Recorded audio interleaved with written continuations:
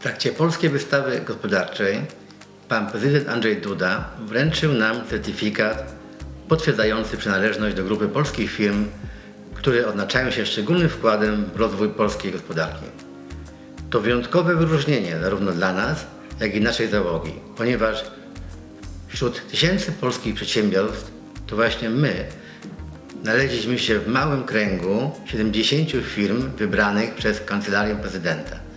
Chcemy również podziękować całemu zespołowi firmy Eckert za ogromne zaangażowanie we wdrożeniu innowacyjnych rozwiązań. Nasza firma zaprojektowała i z dużym sukcesem na rynku światowym sprzedaje maszyny Opal Waterjet Combo. Rozwiązanie techniczne i oprogramowanie jest chronione naszym patentem w skali świata.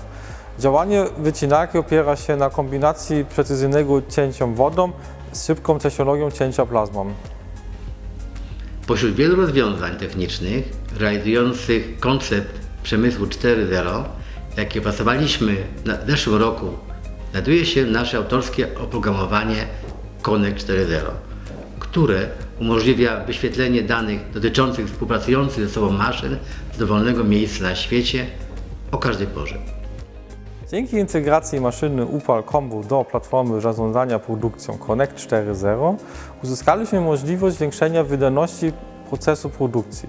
Jednocześnie minimalizując koszty, integracja ta sprawia, że to jest rozwiązanie spełniające wymagania przemysłu 4.0 i propozycja bezkonkurencyjna na rynku światowym.